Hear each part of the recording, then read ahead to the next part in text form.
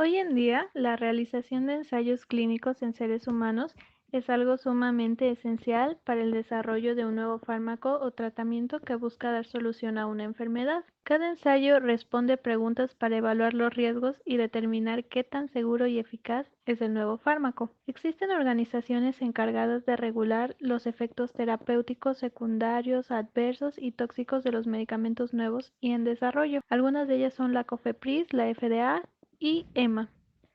Estas instituciones, que velan por la seguridad de quienes participan en los ensayos, están regidos por normas y tratados internacionales éticos y morales que, en caso de violar alguna norma o incumplir con algún protocolo, puede ser penado por las instituciones y gobiernos involucrados. Sin embargo, no siempre fue así. Para llegar a este punto tan avanzado en la ciencia, donde hoy en día contamos con todas estas regulaciones, se hicieron muchos sacrificios en el pasado para obtener conocimiento.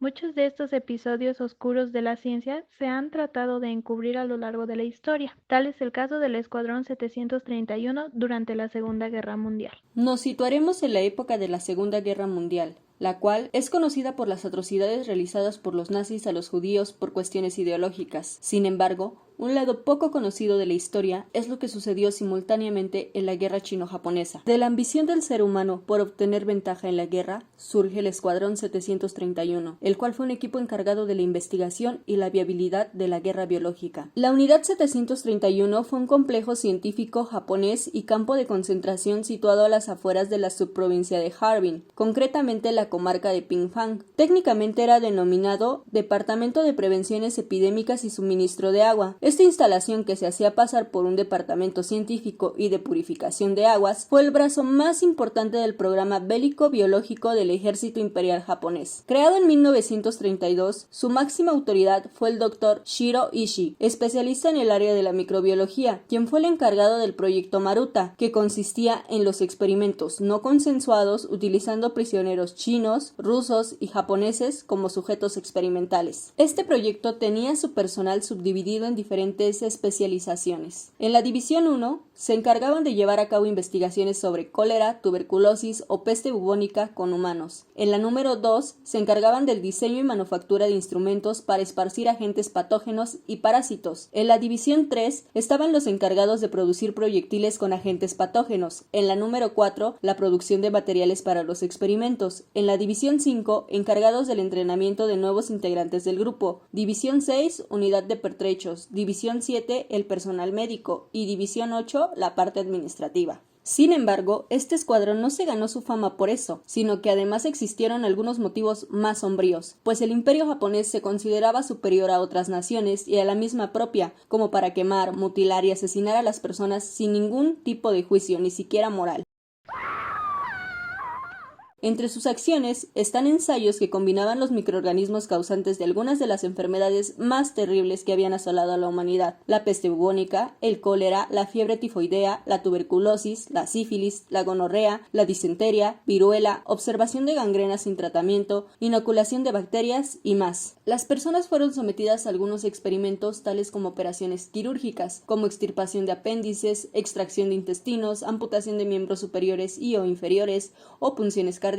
Todo esto sin anestesia, para observar cómo reaccionaba el cuerpo hasta que el paciente finalmente fallecía de dolor y o infección. También se presentaron exposiciones prolongadas a rayos X, cámaras de gases tóxicos, confinamiento en cámaras de presión, sometimiento de la piel a temperaturas extremas, envenenamientos con diferentes sustancias químicas, desintegración de la piel y músculo con lanzallamas, entre otros más. Para estos experimentos y ensayos, utilizaron como conejillos de indias a mujeres, hombres, niños, bebés y ancianos. Las víctimas eran engañadas diciéndoles que se les estaba inyectando una vacuna, cuando en realidad lo que se les inyectaba eran unos patógenos mortales, bajo las promesas de libertad, dinero o dulces para los más pequeños. Finalizada la Segunda Guerra Mundial, los Estados Unidos ofrecieron inmunidad al criminal y a su equipo de investigación, siempre y cuando les fueran desvelados los resultados de sus experimentos. El Dr. Ishii y sus colegas nunca pagaron por las atrocidades cometidas. Incluso en los juicios de Tokio se alegó que no había pruebas suficientes para acusarlos, y la opinión pública mundial nunca conoció los hechos cometidos en los campos sino hasta la década de 1980, cuando la historia apareció en los medios de comunicación.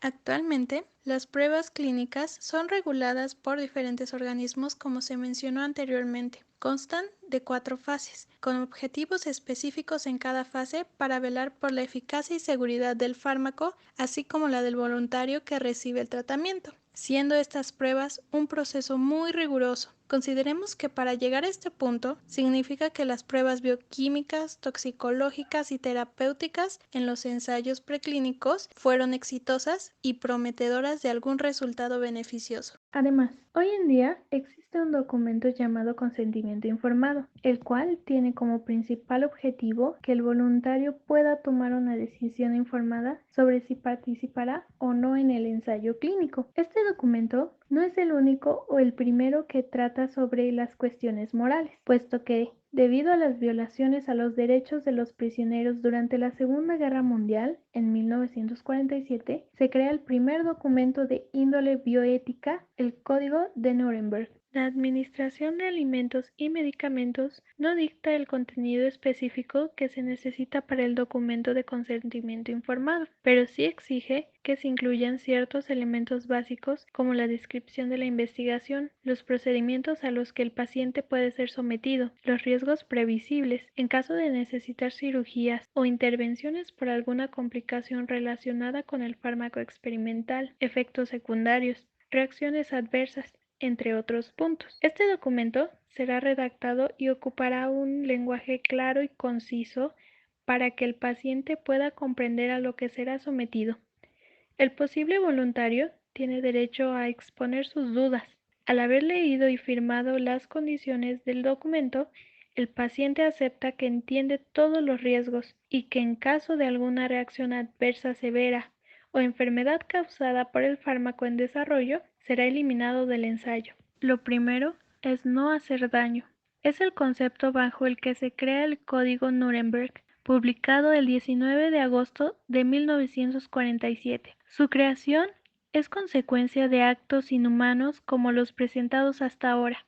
La memoria de los seres humanos es frágil, causante de la repetición de errores ya cometidos. Existe una disciplina con el nombre de bioética o ética de la vida. Puede ser considerada como la ciencia de la moral aplicada a las ciencias de la vida. De ahí su necesidad en la investigación científica, ya que se debe de vincular la búsqueda de nuevos conocimientos con los valores éticos relacionados con el bienestar y la dignidad de la vida.